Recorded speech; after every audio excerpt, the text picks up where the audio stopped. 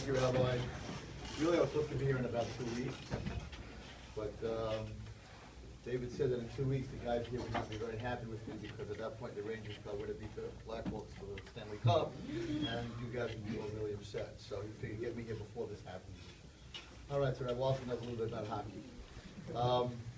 I'm actually a very normal person, very normal guy, and I think it's very important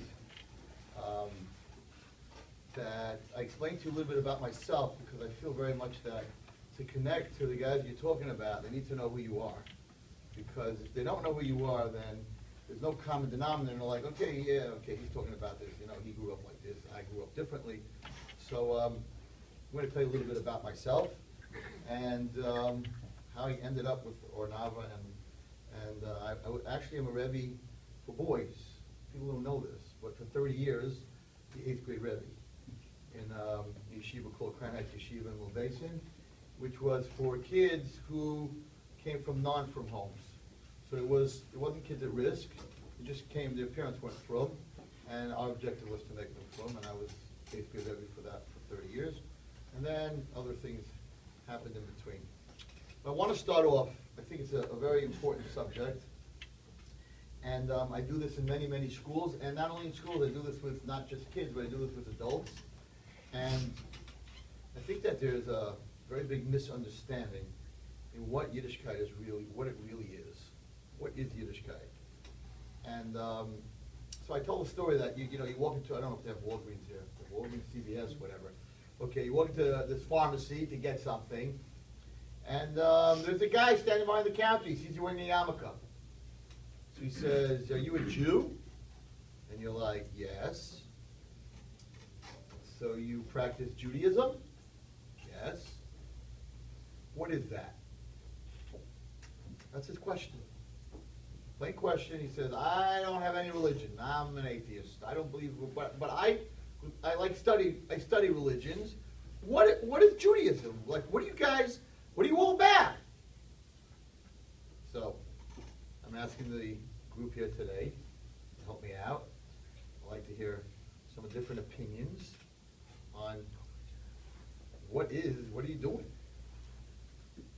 Why are we learning? Subject, biology. Tomorrow's like biology. Why are we wearing tzitzis? Why are we wearing yarmulke? Manishtana, what's the difference between Judaism and Buddhism, or Islam, or Christianity? What do we got? No, they don't got. Anyone have any ideas? Yes. We believe in one God, and this God spoke to our ancestors, and He gave us a set of laws to follow and to obey by them, and God takes care of it. Christianity believes in one God who came and spoke to one guy. They believe in two technically, no? No, not God. I don't want to teach Christianity, but no, they believe in God, and they believe that God had a son. But they believe in God. In God we trust. It's on every coin. It doesn't say in Yashka we trust. It says in God we trust. Yeah, but they don't follow laws, they just have to believe. 7 mitzvahs b'nei Noach. There's 7 mitzvahs. In fact, it sounds like that they're closer to God than we are. Because if I have a kid in my class, right? If I have a kid in my class and I give 613 rules, and then I have another kid in my class, I only give 7 rules. Which kid needs bigger discipline? I'm giving him 613 rules because he's wild and out of control. So I got to give him every rule when he walks in, how he sits, how he stands, how he eats. Because if I don't give him all these rules, he's out of control. So it sounds like the Jews are much more out of control than the Goyim. They only need 7 mitzvahs to keep them in control, and we need 613. It's okay. Don't feel bad, guys. This is what I do. Yes. We believe that our life should be consistently based on fact, and it's something we should live, not just experience for us. Something we should experience. We believe that our life should be based on fact. That we should. This is something that we should. That the fact that Hashem created us and that we owe it to Him to follow His laws and to believe that that's what He wants to do. But we believe that it's something that we should make our life out of, not just something that we just experience. So it's something that we should. So a good Christian, a good Muslim lives by his Quran, and keeps the laws, doesn't drink alcohol, doesn't eat pig, right? The women are dressed a certain way. They keep their laws. Some of them are cuckoo. They keep their laws, and Christians, good Christians, they keep their laws. They don't eat meat Friday night. They don't eat meat Friday night, and they go to church on Sunday, and do shall not kill, and do shall not commit adultery, and they keep the 10 Commandments, and they live their life. We don't live our life by fact. We have there's something in our life called emunah. Emunah is not based on fact. It's not emunah, it's a fact. Not fact, but it's the fact that instead of a lot of religions will treat it as like A lot of religions will treat like the religion as something that like it's just like. So you're not talking about the religious Christian, but the religious Christian keeps his halachas to the T, and the religious what's it called, Muslim keeps his halachas to the T. Not only that, he has five times a day he davens. Imagine in a minion factory in Borough Park, you have to have 5 times a day. We only have 3 times. They pray 5 times a day, and they're so religious that in the airport this morning, they just in the middle of nowhere. I put my tefillin on. I go to the telephone. I pick it up. I make believe I'm talking to someone, and I'm like, Modani Lufanecha. This guy puts his thing out. Boom! In front of everyone. Sun's coming up. He's down. Wow, crazy. What we got, guys? This guy, if you don't answer him in CVS, he's thinking that we don't got nothing. We got to give someone else a chance. Yes. We have a Torah that we received the Torah, and we have a certificate from our ancestors, and it talks to all of us that we had at Sinai. Oh, so our mechanic was here? Okay, so we have a Masorah. Every religion, God only spoke to one, Muhammad, Yashka, right? Only spoke to one. I don't know who he spoke to in Buddha, the little fat guy sitting on the table. I don't know what happened there. Right? I don't know if they have whatever. I said he cannot be a God because he couldn't lose weight. I mean, all those years. It's exactly the same. He didn't lose a pound. But seriously, really. So I deal with kids. I deal with very modern kids. I deal with kids who didn't go through the yeshiva system. I deal with some kids that didn't, don't want to believe in Hashem. So I love Rabbi Mechanic's answer. We have one little problem with his answer. So we didn't get, Hashem didn't come to Moshe Rabbeinu, right, in some dream and tell him about the Torah. There were 600,000, 3 million Jews at Har Sinai. Really? Guys, come on. We're real. Prove it. You got a video? Show me the YouTube. Because you saying that there were 3 million Jews at Har Sinai? Show it to me. Where? That's Judaism? I'm a guy who works at CVS. I'm like, really? Wow, that must have been some scene. Can you show me a picture of it? No. So how do you know it's true? And I'll tell you something even scarier. Rabbi, don't worry, I'm not turning them into Christians. I'll tell you something even scarier. One of the answers is that we're the first religion. We're the first religion. First organized religion was Judaism, right? Idolatry, serving our way to Zara was way, way before us. But we're the first religion. If you do the numbers from when we started, the Jewish nation, keeping Judaism, and you do the numbers of Christianity or the Muslims since they started, there's a lot more Christians and a lot more Muslims than there ever was Jews. Because right now, we're 8 million Jews and they're 1 billion. So if you want to prove that your religion's right, and I've had this vikuach, this is what I do. I've had this vikuach, and they're saying, well, we're definitely right because you got 8 million Jews and we got 1 billion Muslims.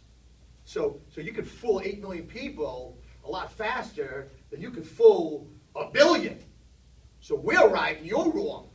How come there's not 1 billion Jews? Now the reason I'm telling you this today, okay, because this is very connected to what I'm going to speak about, is because, boys, today it's a little different. Because you guys go on the internet. And on the internet, you got all these websites that are atheist websites. And all these websites that are anti-everything that we stand for. And we're curious people, and we read it.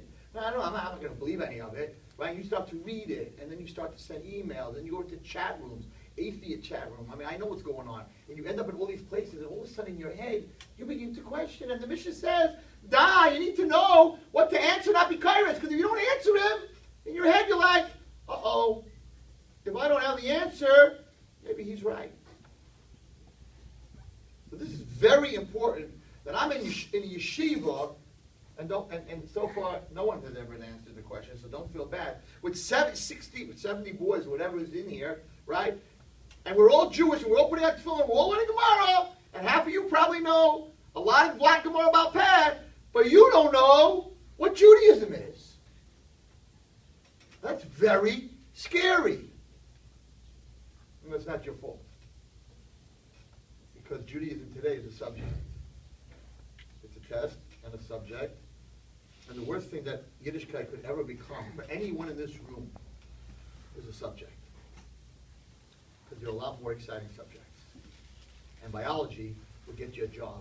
And chemistry will get you a job. So if Torah is a subject, in the financial world, and the Rabbeim and the Rosh Hashivas and myself included know that in the financial world, you're not going to get a lot of money. You're going to get it in the next world, but you're not going to get it in this world. So a lot of kids are like, if it's a subject, Rabbi Wallerstein, I want to do chemistry. I want to become a doctor. I want to make a lot of money. I want to go to law school. What are you bothering me with this for? So all these answers that you're saying, it's not the answer. But I'm going to tell you the answer. I'm going to tell it to you through my story, actually. So I lived in Muncie, and I went to a yeshiva called Yeshiva Spring Valley. When I lived in Muncie 53 years ago, no, actually 55 years ago. So Muncie was a very, very small town with one yeshiva, and there weren't too many people living there. I was a very different kid. In kindergarten, so what we used to do in those days in kindergarten, pre-1A, something like today, my grandson's in pre-1A, and he's coming home, he's like, so you want to hear the mission about that? I know the mission about that. I'm like, hello? Today in pre-1A, we expect our kids, I don't know what we want from them, right? The halachas, and they come home with 60 questions on the parsha. But when I went to school, all we did was draw. Parsha, it was the 10 makkos, we did blood, we did frogs, and we did kinim. We didn't learn much. But for some reason, I never drew in the lines. I drew only out of the lines. Not in the lines and over the line, but not in the lines at all. Only out of the lines. And in those days, they didn't have the therapy that they have today. So they heard of something called dyslexia. They couldn't even spell it in those days, right? And they were thinking I might have dyslexia, maybe some other disease, who knows what. But we definitely don't want the other kids in the class to be next to him and see that he's drawing outside the circle. So we'll put Wallerstein in the corner. There was another girl, another little kid that also had the same problem. Happened to have lived on my block, maybe it was the air, I don't know, right? And then they put me, and that was it. But they didn't know what it was. So Baruch Hashem, I didn't get kicked out of school. I didn't get sent to some room over there with a bunch of teachers to teach me separately. They had nothing to do with me, so they kept me in there. And I ended up going into first grade. Because Baruch Hashem has always been with me.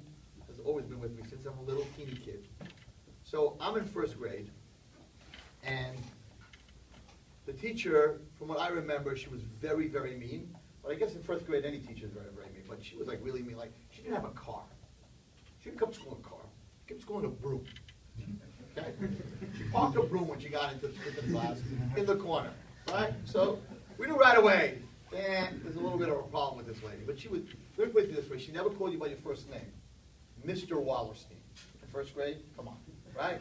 She wouldn't call you by your first name because maybe Lashon Chima, I don't know. Right? But whatever. She wouldn't call you by your first name. So it's like 4 weeks into school, I'm W. Now, guys, you know, if you're a boy, you don't want to be past R.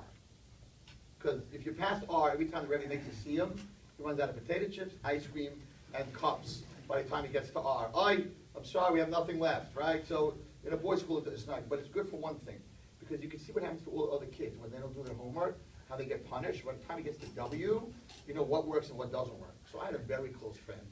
His name was Yankala Kaufman, buddies. And we had our first homework. I can remember, it's unbelievable. You can remember certain things. Trauma. So the paper had to be folded in 3, because there was spelling lines. I think it was 5 words in each line. So this was her first homework to the class. I didn't do it, of course. I was always dreaming, seeing, I wasn't there, really. So Kaufman went before me. So she called him up and she says, Mr. Kaufman, bring up your homework. And he comes up, he has nothing in his hands. And she says to him, Mr. Kaufman, where's your homework? And he's like, We're little teeny guys. We're first graders, like this big. Little teeny. I was very short. Also, little teeny guys, right? This big lady, she's standing up. Mr. Kaufman, where's your homework? He goes, I did it! Okay, Mr. Kaufman, if you did it, please bring it up. You want to know what happened? Yeah, I would like to know what happened. I put it on my desk, and my cat, he ate it all up, I promise. This lady, we didn't know she had teeth for like 6 months into school, right? So she looks at him and she says, that's ridiculous. Now, I thought that's a compliment. So I'm like, yay! Whoever, first grade, whoever heard of ridiculous, right? That's ridiculous. Yeah, I'm teaching, and I think it was great teaching 20 years at that point. I'm teaching 20 years. I've heard that story. And you sit down, and I want this homework done on 2 pages. I want you to do twice. I want it signed by both your parents. Okay, sit down in your seat. And I'm like, oh my goodness, I didn't do it either. So I'm thinking what I'm going to do. Hashem, I love you. I still thank Hashem. Moda Anya, I say, I do for what he did for me that day. So I have no idea what to do. So I'm thinking, I'll change the story. Fine.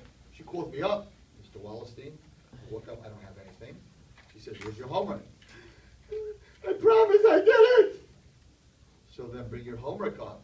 I'm like, you're not going to believe it. Now, what I wanted to say, guys, was that my hamster, I didn't have a hamster, but we had one in school in the front, so a chopped hamster, right? I wanted to say that my hamster ate my homework, but that's not what came out of my mouth. I said, my homework, you ate my hamster. True story. That's what came out of my mouth. Ridiculous, totally. So she's sitting there, she's not smiling yet. She says, you mean to say that your hamster ate your homework? Now, I was that kind of kid. Once it came out of my mouth, I'm defending it. I'm like, no, my homework ate my hamster. And I can prove it. She said, Mr. Wallerstein, you can prove it? I said, yes, I have a note. She says, you have a note from who? Like, my father. So she's thinking, this kid's dysfunctional. His father's got to be really dysfunctional to write such a note. She says, so give me the note. I take out the note from my father. She opens the note. She says, Mr. Wallerstein, this doesn't say anything about your hamster or your homework. This is a note to excuse you for being late today. I said, that's right. And why do you think I'm late? Because we made a levaya. She said, you made a levaya? I said, that's right, you can even ask my father. So she looked at me. I'm looking at her right now. I see her looking at me. And she kind of smiled a little bit, and she said, I have never in my life come across a boy like you. You have an imagination, and I don't want to punish that imagination. You're excused. I'm excused? You're excused from this homework, but don't try this again. I turned around, I remember walking back to my seat, and I kicked Kaufman and said, hamster, stupid, hamster! True story. So I learned a lesson. And the lesson I learned is that a good story pretty much gets you out of anything. Okay. 3rd grade. So I'm not going past 3rd grade. You don't have to worry. I'm not going to be a little bit. But I will pay you all for being in this therapy session and helping me out. So 3rd grade, I went into the woods. Next to our school was woods. And I went into the woods with my friend Yaakov Kaufman. Recess was at 12 o'clock. And we went into, 11:45 actually, we went into the woods and just forgot about school. Totally forgot about school. There was a broken down building with paint. We started painting, and it's like 12:15, and the bell rang at 12 o'clock, and it's 12:15, and we didn't come back to school, and they didn't realize till 12:15 we were missing. She thought I was in the bathroom, maybe I went to get something to eat. At 12:15, the teacher's like, Wallerstein and Kaufman are not here. Kids, you can see them by recess. And they're like, we saw them in the beginning of the recess, but then they went into the woods, I think. So all the teachers start coming outside screaming, Kaufman, Wallerstein. Of course, I'm a little kid. I'm like, uh-oh, we didn't hear the bell. We got to run away. So I told Kaufman, we need to run away. So we run into the woods deeper and deeper. They don't find us. They're going crazy. They call the cops, the state troopers come, Ramapo police, dogs. a helicopter. This is in 1960, whatever, right? The place is going crazy. Nebuch, the poor yeshiva, they went into my room with these dogs to smell my clothing and my book bag and all my food, so that the dogs would be able to find me. The kids are screaming, wolves, animals, everyone's running all over the place. It's like Yehudim Haisa. 4 o'clock, the cops come, and now we hear the cops, and they're screaming, and their dogs barking. I'm a little kid. They're trying to find me. I'm going deeper in the woods, deeper in the woods. I'm running for my life. There's wolves in my head. There's wolves and animals and creatures and monsters, and we're running. Finally, the guy caught me. 4 o'clock, they got both of us. They bring us back to school. You have to understand that the rabbi was pretty upset because he thought we were kidnapped, we were dead, school was going to be over. How come the teacher didn't know where we were? Forget it. I mean, those 4 hours, these people must have been, I don't blame them. They must have been going crazy. Anyway, I guess he made a decision that he don't want this to happen again. So he took me and Kaufman to first grade. Now, in those days, boys, you don't have to feel bad for me. In those days, he's talking 50 years ago, right? We used to get hit. But hitting wasn't like corporal punishment. It wasn't abuse. We all got hit. In fact, there was one kid in my class who never got hit. We hit him. Goody? No, you have to get hit. So it became a game. The Rebbe would hit him for the ruler. We put Vaseline on our hands, go over his tie. It was like a ganze mice. Anyone who was in that kufa that used to get hit, you got hit, and you walked away. We were like soldiers. Okay, it didn't hurt me. That was the reaction. You didn't walk away and be traumatized and get depressed and sleep till 4 o'clock in the afternoon. Just the opposite. So we got hit. Anyway, he took me to first grade. And he said, this is what happens to a boy who runs away from school. Whack! One side of my face. Whack! The other side of my face. Second grade, again. Third grade, fourth grade, fifth grade, sixth grade, seventh grade, eighth grade. 16 times. I got so beat. My face was so swollen. I couldn't even catch my breath from crying. I got so beat. You have no idea. He's walking back to the office now. They're going to expel me after the beating. And I look up at him. I'm like, Rabbi, why didn't you just call an assembly and hit me twice? Why can't they meet every class? And he goes, Mechutzev! And he hits me again. And then he hits Calvin. Calvin's like, shut up. It was the beating of my life. But I have to tell you, the pain of the beating, I got beat up. Okay, went away.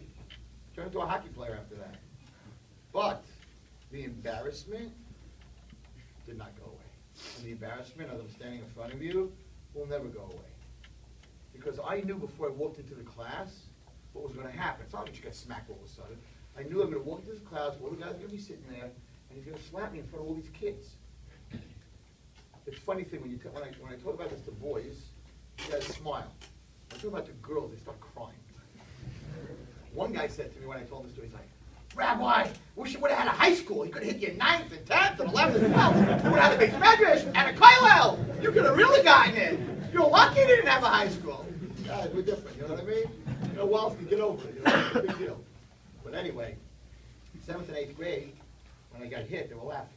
The guys were laughing. They were like, I remember their faces because it was a very small school. I remember the guys in the class when I got hit, they were laughing. This little kid, sometimes you feel weird, so you laugh, but the little kid getting beat up in front of you, a 3rd grader, you're like, look at him, right? It's not me, it's him.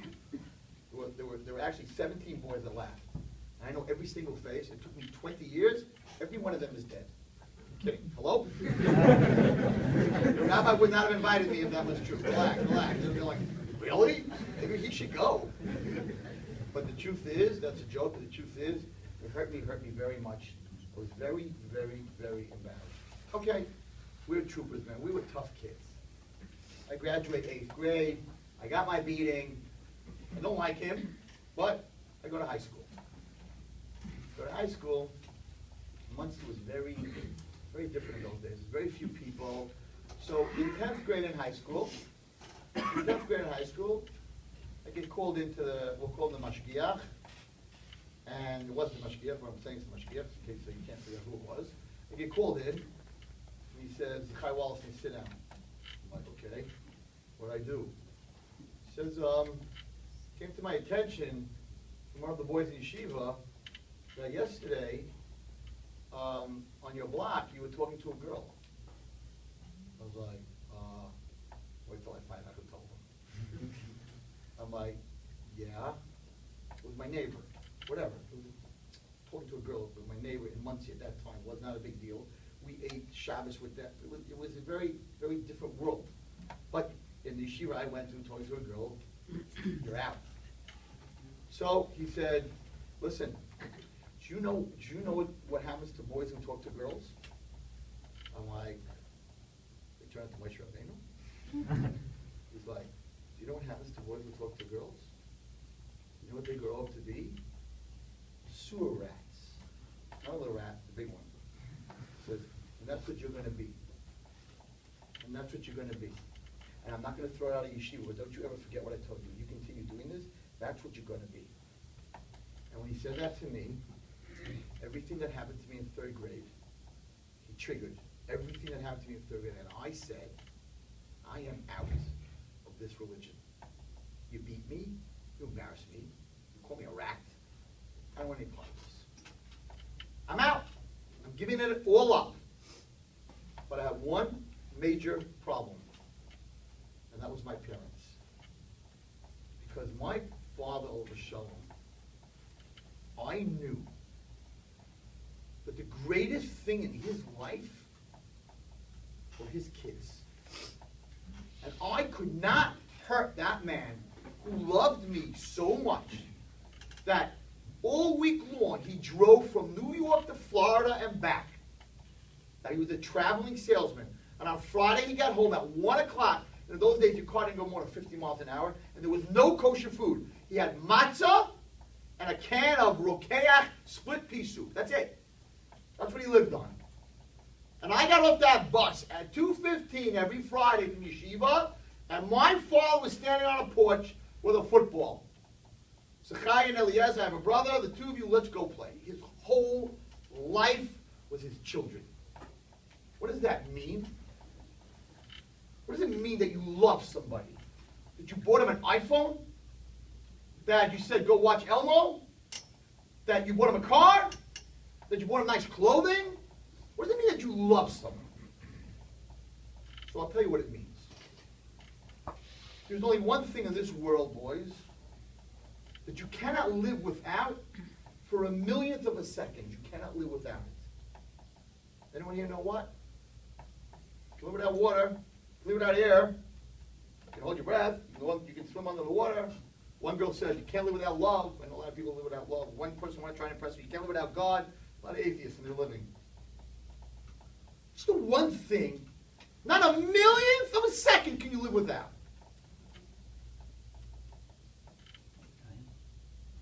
Time. Even out in the neshama, animals live. They don't have a neshama. Can live. Trees, which is someach, can live. But when the time of the tree is up, and the time of the animal is up, and the time of the human is up, there's not a millionth of a second left. So the most precious thing that we in this room have, because it's the only thing I can't live with a millionth of a second without, is time. That is the most precious thing that every human being has in this world. And when you give the most precious thing you have to someone else, then you love them. Not a car, not money, not even a hug. Time. When a person gives another person time, whether it's a husband and a wife, whether it's a father and a child, whether it's a Rebbe and a Talmud, or relationships. For one to love another, you must give time. There are so many books on marriage, so many books on chinuch, and I tell everyone, you can take all your books and you can burn it with your comments, because they're worthless unless you give the other person time. If you give them time, then the books are worth a lot. My father, his whole life, with his kids, all he did every moment of his life, if he had time, with his kids. He went somewhere, he took us. He had no friends. He had very little for his kids, my friends and my family. So I, at that point, was a 10th grader. I was like, I want to step out. I don't want to do this anymore. I don't want tefillin, davening, kosher, nothing. But I can do this to this man. And my mother, I can't do this to them. So I said, you know what? I'm not stepping out. I'm coasting. Never thought of faking Shabbos and all that stuff. I'm like, I'm going to go to shul, but I have no kavanah. I'm going to put on my tefillin, I'm not going to have any kavanah. I'm going to learn and put my head down and I'm going to go to sleep. When I got to 12th grade, something happened, and I said to myself, I'm not a rat. I'm not a rat. I don't want any other kid to get beat up the way I got beat up and embarrassed. How am I going to stop this? I'm going to become a Rebbe. And in my class, when I close that door, no kid's going to get embarrassed. And no kid's going to be called a rat. And I'm going to give my kids time. I'm going to play ball with them. They're going to come to me for Shabbos. I'm going to give to them what I got from my father. And I'm going to go into the system that hurt me. And I'm going to change it. Can I change the whole system? No. My class, that's my world, my boys. And my friends were like, you? A Rebbe? I wasn't learning. I was playing hockey and basketball my whole life. I'm a drummer. I was playing music, and it wasn't Jewish music, right? So I wasn't, and they're looking at me like, you banged into a wall and you hit your head? You, a Rebbe? I'm like, I'm going to stop what happened to me from happening to at least 1 grade a year. And I went out with my wife, and I told her, I said, I don't look like a Rebbe, but I'm telling you right now, when we get married, I'm going to work half a day, but my first half a day, I am going to fix what happened to me. I am going to be a Rebbe. And if you don't want to be married to a Rebbe, because I didn't look like a Rebbe and I'm a ball player, if you don't want to be married to a Rebbe, then it's not going to work. But I'm telling you, half a day I'm going to do this. And from when I was 20 years old, when I got married, Baruch Hashem, to today, which is 37 years later, I'm a Rebbe. And what drove me was being called a rat and being beat up. You see, because all of us have 2 choices in life. Everybody goes through stuff. I don't know your life, but all of us have stuff. And you really only have 2 choices. You see, because Rav Shimshon Pincus says that in life you don't really have bechira, boys. Who your parents are, not your choice. Boy or girl, not your choice. Jew or not Jew, not your choice. Pretty much in your earlier years, where you go to yeshiva, not your choice. How tall you're going to be, not your choice. So what's your choice in life? What's your real choice in life? What's your real bechira? How smart you are? You're going to have 145 IQ or 105 IQ? Not your choice. You're born with an IQ. So you have to be a masmid if you have a lower IQ. And you have to work harder. And HaKadosh Baruch Hu takes care of your IQ then when it comes to learning. And some guys can't sit. They're born, they can't sit. Some guys have no memory. They got to keep looking at their name tag. Oh, that's my name, okay. Some guys, they can memorize whatever they look at. So if that's not our choice, what am I doing? I might as well be a tree. Who are you going to marry 40 days before you come down to the world? They announce it in Shemayim. So boys, what is your choice? What are you doing here? And the answer is, Rav Shimshon Pincus, never forget what he says. He says, the only choice you have in life is what do you do with the things you have no choice. That is your father, that you are a Jew, that is your family, that is your yeshiva, that is your life, that is your wife. So what are you going to do with it? You have 2 choices. You have a choice to step in, and you have a choice to step out. Yes, I could have become a guy. And I asked my seminary girls, I said, I want to ask you a question. Let's say, after the rabbi told me I'm going to be a rat, let's say I would have stepped out. No Torah, no Shabbos, no kosher, married a guy, had goyish children. After 120 years, I come up to Shemayim, Ben the Shemayim is sitting there, and there's Wallerstein in the light. Let's take a look at your life. Goyish kids, chaz treif, no davening, no learning. Ha ha. You know where you're going? Barbecue time. And I would stand there and say, rabbis, so I hear you got this, remember when I was much younger, that Mishnah, Ayin Roya Oizen Shemaz, you know, you got this video going. Can you go back to 3rd grade, listen to this day, 4 o'clock, I just want you to, see what happened. Now, in the next world, it's very scary. In the next world, there's no guf. So it's the world of emotions. That's what a neshama is. But you can't see it, right? We all, one of the proofs, by the way, one of the proofs that there's a neshama, which I give to atheists, is that emotions you can't measure. There's no CAT scan. There's no way you can see a person's emotions. So they have to admit that in the world that they're living, the physical world, there is another world, the emotional world. You want to call it the neshama, whatever it is. But at the same time, you're living in a physical world. You can't deny that you have emotions, but the emotions cannot be measured by any of the five senses that Hashem gave us, because it's five senses up to this world. And they have never been able to answer me on that. So, at the end of the day, I'm standing there. These tzaddikim that are judging me can feel every time I walk into a class all that pain that I know I'm going to get hit and I know I'm going to get embarrassed. They don't see it. They can feel it. There's a very scary Zohar, boys, talking about bullying. The Zohar says, when you cause another person emotional pain, you know what hell, you know what Gehenna is? They take you in a neshama in the next world, and they put it in his embarrassment and in his pain, and that's where they stick you.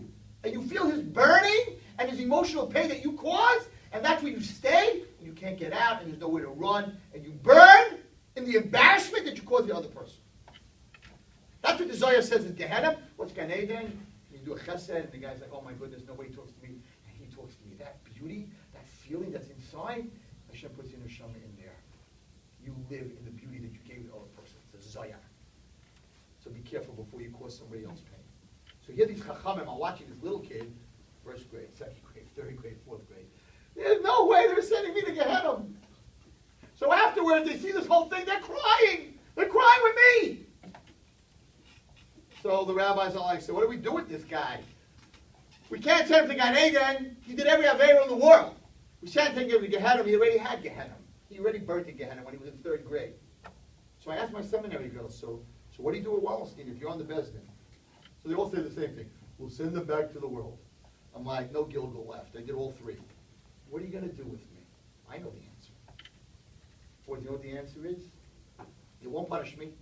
They won't put me again. They're going to put me in a room like this with a big video. And they're going to say, Zechariah Wallerstein, you stepped out, you married a guy. We want to just show you if in 10th grade, instead of stepping out, you would have stepped in. And they would show my wife and my kids, my grandchildren, they would show my great-grandchildren. They would show every single guy in this room. Because if I stepped in, then I'd end up coming here to speak. So all you guys would be in my video. You are in my video. And they would show every Ornava girl that I helped, and every person that I helped, and my seminaries, 2 of them, and my high school, and everything I've ever done. And I would sit there and I would say, if I would have just stepped in, could you give me another chance? I could have done all that. I could have had such a family. I could have done all this. Just give me one more chance. No chances in Shemayim. And for the rest of time, I would have sat in a room and watched my potential unrealized. You want to know what Gehenna is? Gehenna is potential unrealized. To sit there and watch, boys, what you could have been. You have a good excuse. Excuses. I was a hockey player. I used to come home Motzei Shabbos from the league, right? And I would tell my father, the Wallersteins were all big into hockey, and I would tell my father, Dad, you're not going to believe it. Tonight, the reps were picking on us. You go, you lost. I don't even have to ask you to score. The ice was slow. It was very wet. You lost. I said, Dad, I didn't tell you to score. He goes, winners don't make excuses. Nobody comes home and says, you want to hear the excuse why we won? No such thing. They make you start making excuses, you lost. So you're going to sit up at Shemayim, and you're going to say, I have a good excuse, and it's not my fault, and internet, it's the times of the day, and it's not my fault, and the whole world had internet. Yes, very nice excuse. Now go watch if you wouldn't have had internet, what you would have done.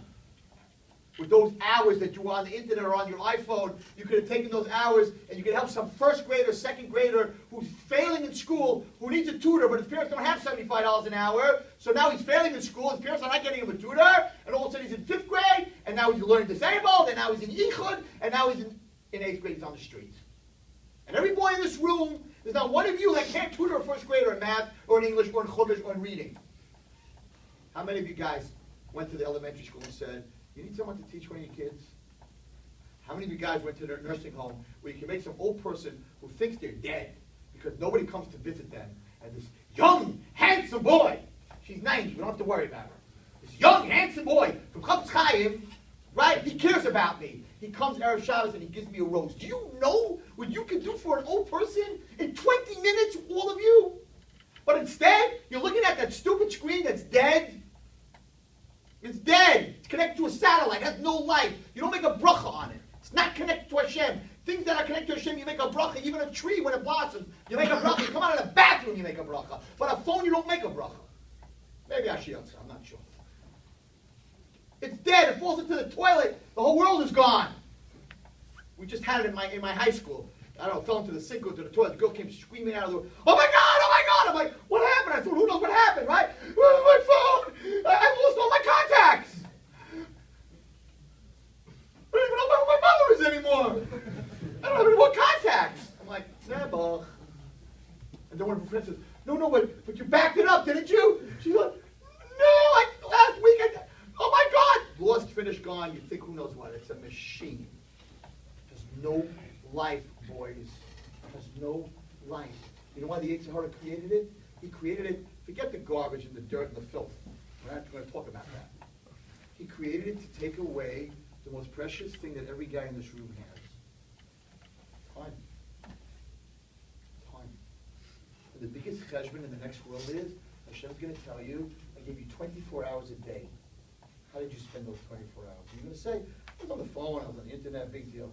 She'll say, yeah, we're going to put you into the room, we're going to show you the potential of how many kids you could have saved, and you could have tutored, how many old people that are broken and broken that you could have saved. And you're going to sit in that room, and you're going to watch yourself all the time that you wasted, and you're going to say, oh, if you would just, I didn't understand, just send me back down. They're like, no, let's get him. That's the internet. He wants your time. Very interesting. I can't get into the whole thing, but if you want to know what a gzeira is, you have to look how the gzeira was written. It's very famous. Megillas Esther. Moshe Rabbeinu said, if it's written in blood, that if it's written in ink, you have to find out if it's in ink or it's in blood. You'll know. He said, where am I going to see it? He said, look in at how he wrote it, how Haman wrote it. He went down, he looked at it, and what did it say over there? Yikasev la'avdam. He wrote to destroy them. And you know, he ran to Moshe Rabbeinu. He said, it's not in blood. We can do it. We can break it. How did he know? Because the word la'avdam, the way he wrote it, la'avdam spells lo ba'adam. So when they write a gzeira against us, in the word that they write, is the answer. So now go look at a computer board over there with all the letters, and you will see, or you all know this, every kid knows this, that when you want to get into the internet world, you push enter. But there's no button that says exit. Why did the guy who created the keyboard write escape? Is that weird? The opposite of enter is exit. Why would he have written escape? Escape? Putting a button on a keyboard called escape? I'm not in prison. I'm not in jail. I'm not a prisoner. What do I need to escape? Whoever created that keyboard, look at the gzeira. He didn't write exit. He wrote escape. Who needs to escape? Two people. Prisoners and slaves. And he understood that anybody that enters will not be able to get out on their own. They will not be able to exit. And he called it the web, which makes no sense at all, right? Because it's technology. What does the web have to do with technology? And he called it the net. And the web and the net are the two things in the world that catch things that don't want to be caught. Look at the translation of a net. Something used to catch things that do not want to be caught. Example, butterflies. Example, fish. So they called it the net. They called it the web. Let me tell you something. The nastiest insect in the world is the spider. The spider doesn't kill the fly. When the fly gets stuck in the net, he goes to it. You can, don't Google it, but you can look it up in an encyclopedia, right? Now, he goes and he sticks his little needle there into that little fly, and he sucks out enough blood, but not to kill it. And then he goes away and he lets it regurgitate its blood, and he comes and does it again. And he lets it regurgitate its blood. Of course, it's not eating, so slowly but surely he feeds himself 5 times until the fly is dead. He suffers terribly. Anything caught in the spider's web suffers terribly. He doesn't kill it right away. And that's what he does to us. We are on the internet. It's a little thing we look at. I'm not going to look at this. And he comes back, and then you start looking at this. And then he comes back, and you're in a chat room all of a sudden. And then he comes back, and you're somewhere totally you shouldn't be. And then he comes back, and finally you're dead! He's got you! Your whole soul! He's in there, and he's got you. You're dead! You got nothing left. That's why the guy called it the web. That's a crazy name. Should have called it Android. That's technology. The web, the net, escape. You don't have to be brilliant. Just look at what's in front of you. A net, a web, and escape. That's not a place I want to go. I don't want to go into any net. I don't want to go into any web. And I definitely don't want to be caught somewhere that I have to escape. Look at the Xavier, the way it's written. It's not Rabbi Wallerstein. I didn't call it a net, and I didn't call it a web, and I didn't write escape. It's not me. I didn't create this. They created it. Now, what does this have to do with that guy in CBS? And the answer is follow him. Now I'll tell you what Judaism is.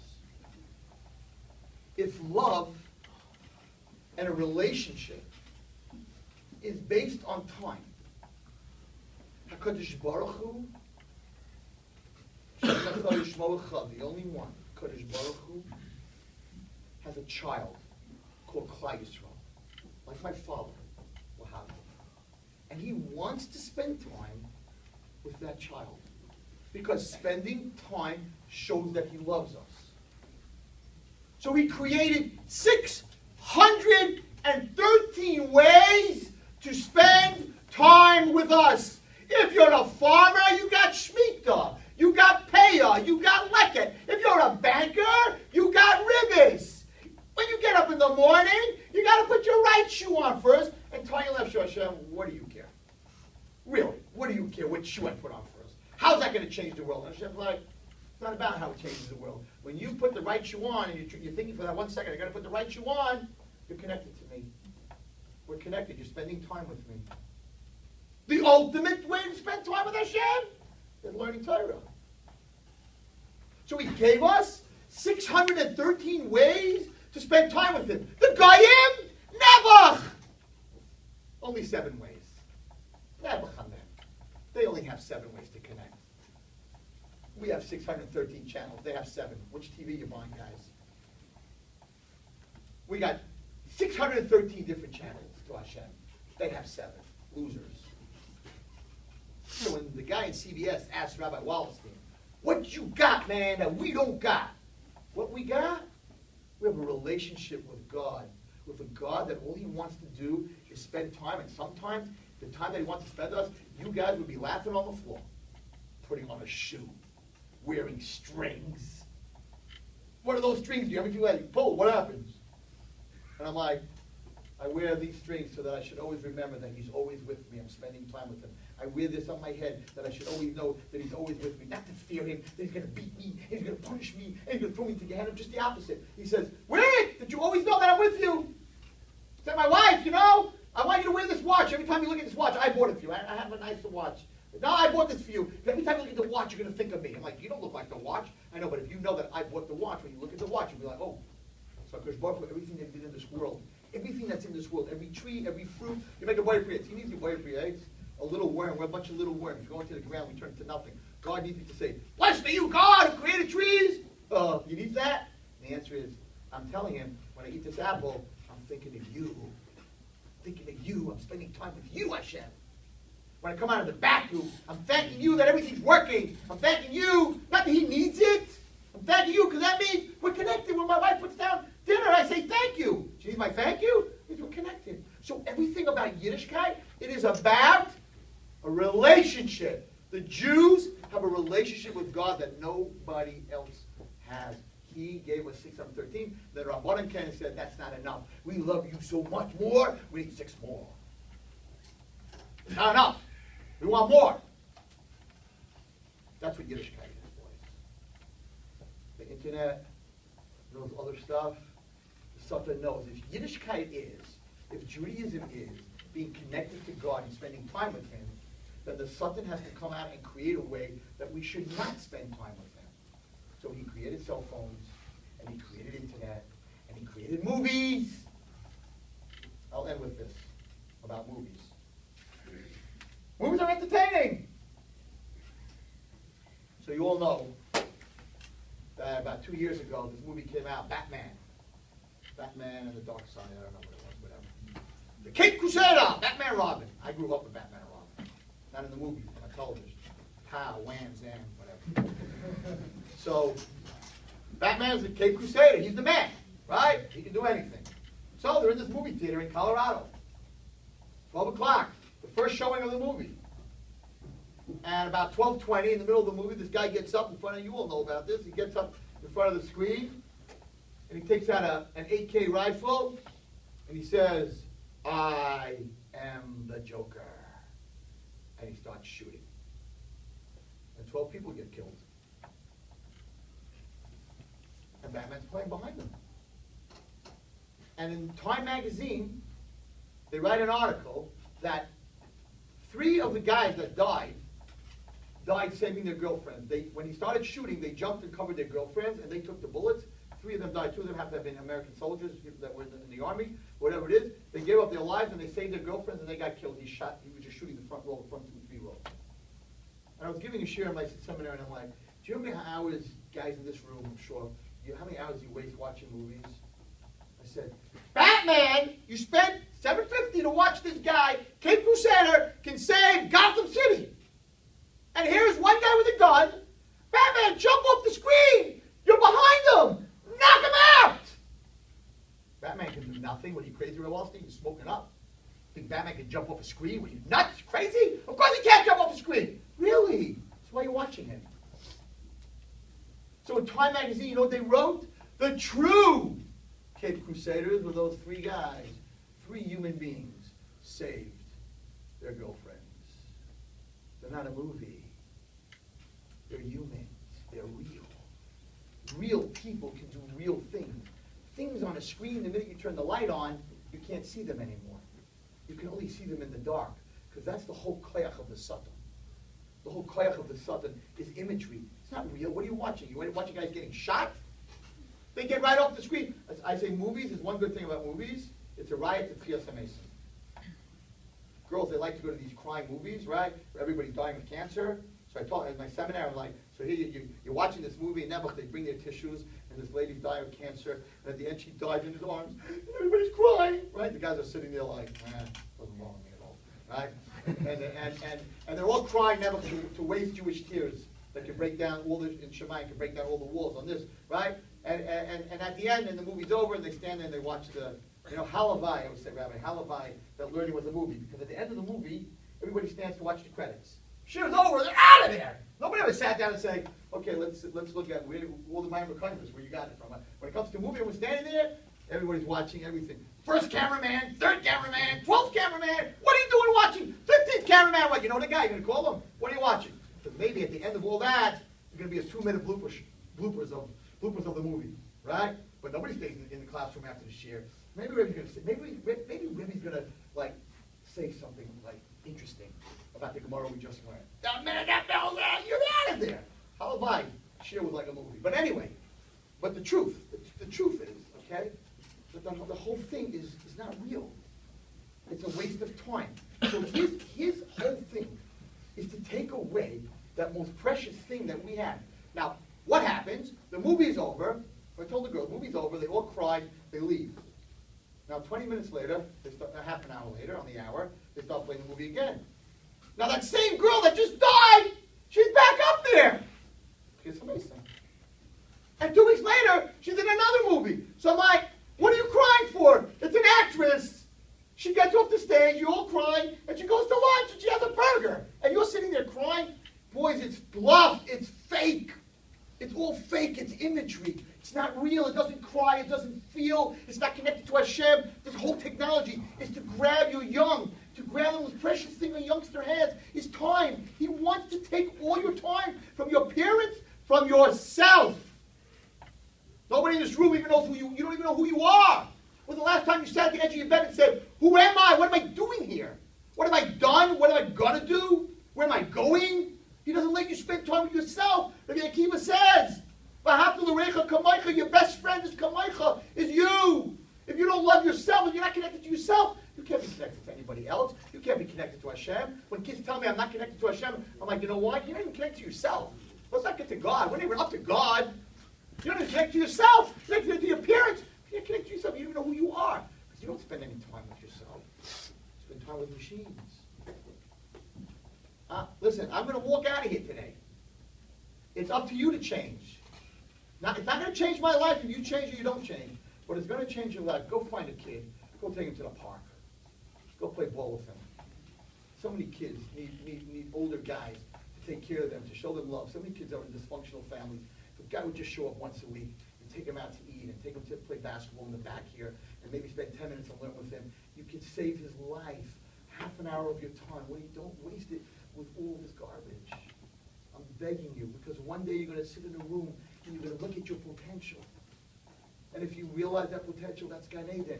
And if you didn't realize that potential and you wasted all your time, that's Gehenna. That's what HaKadosh Baruch Hu wants. HaKadosh Baruch Hu wants everyone in this room to spend time with him. And I'm not telling you that davening is easy.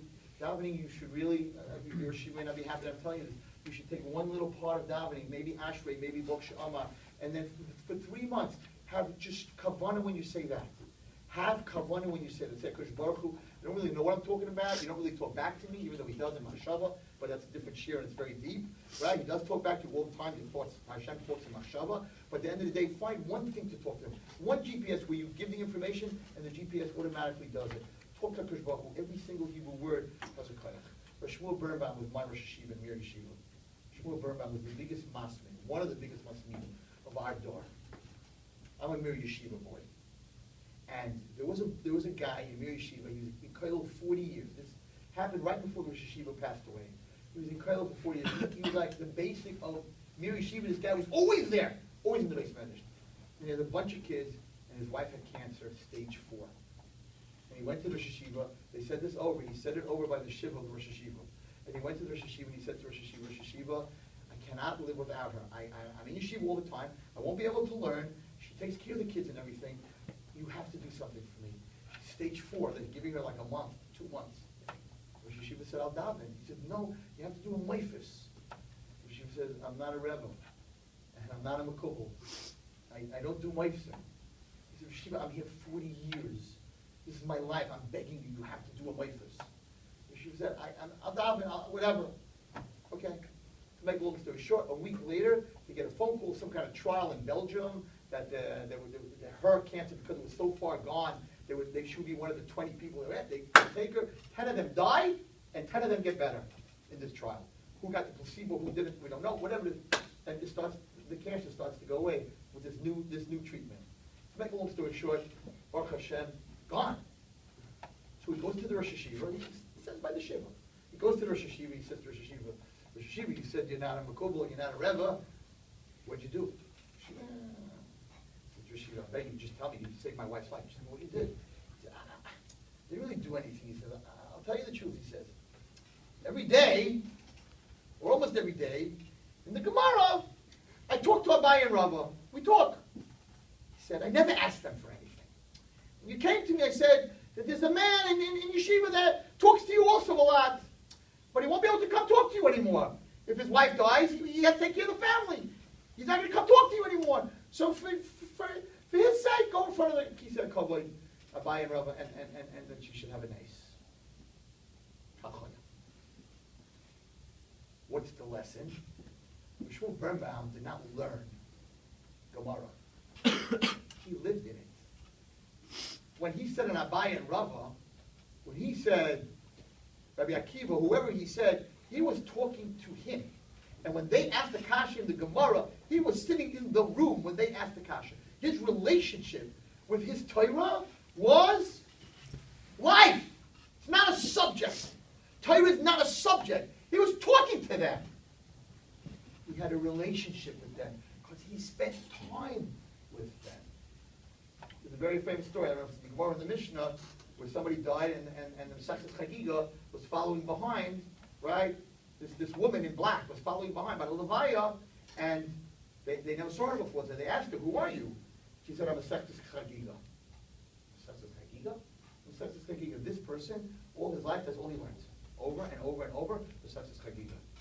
So it wasn't a subject. He was talking to Masechtas Chagiga, so he died. So Chagiga has to come to Levaya. Torah can be on such a level that it's part of your life. It's not a subject. It's part of your life. If you have a relationship, anything you spend time with, it's a good thing and a bad thing. Whenever you spend time, the special thing that Hashem gives you every morning, anything you spend time with, that is a relationship. You spend time with Torah and mitzvahs, you have a relationship with God. You spend time with movies and internet, you have a relationship with the Satan. That's a relationship with the Satan, you're spending time with him. I don't have to tell you, there are many ways to spend time. There's probably more than 613 ways. that he has created to spend time with him. There's nothing in the middle. Moshe Rabbeinu learned that. When the matzah was in his hand, it was a matzah. When he threw it out, it wasn't a matzah on the floor. It became a snake. Hashem was teaching Moshe Rabbeinu, the leader of Klal Yisrael, you're a matzah when you're in my hand, you're a matzah. But don't think if you're out of my hand, you're a matzah on the floor. You're not. You're a snake. You can't belong. There's no in-between. You either belong to Hashem or you belong to the nachash. You belong to the suffering. Spend time with Hashem, you belong to Hashem. You have a relationship with Hashem. Spend time on the internet and with all these other places, and your relationship is with Him. You don't want to have a relationship with Him. Trust me. So guys, it's up to you what you do with this, but that's what yiddishkeit is. Yiddishkeit is a 613 ways to be connected to Hashem Echad U'Shmo Echad, the greatest being in the world. He is so great, boys.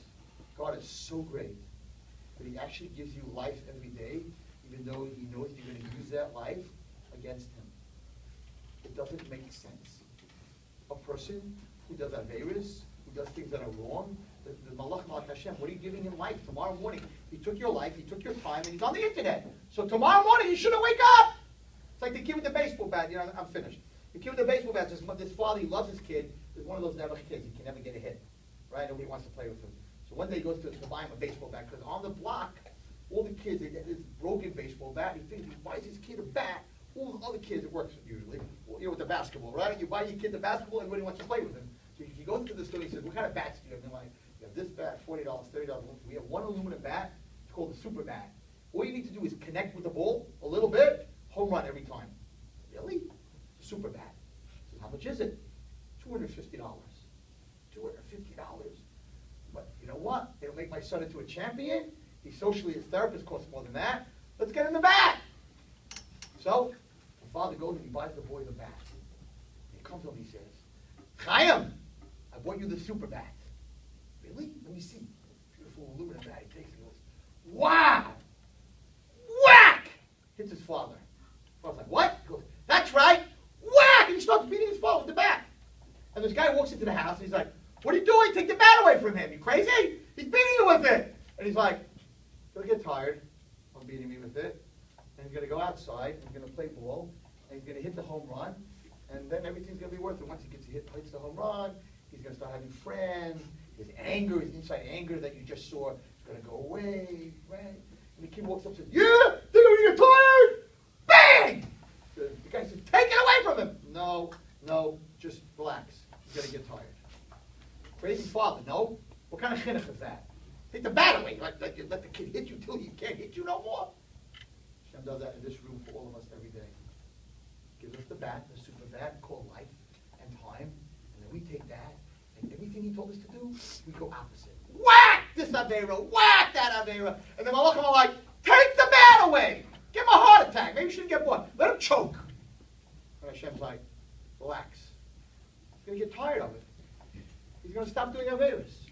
And when he stops doing Averas, he's going to hit a home run.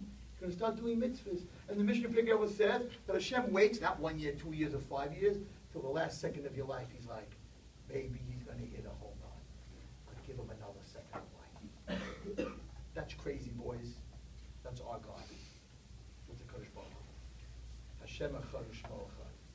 So take the bat that He's given you, which is life, slam that ball over the fence, and hit a grand slam. Slach Rabbi.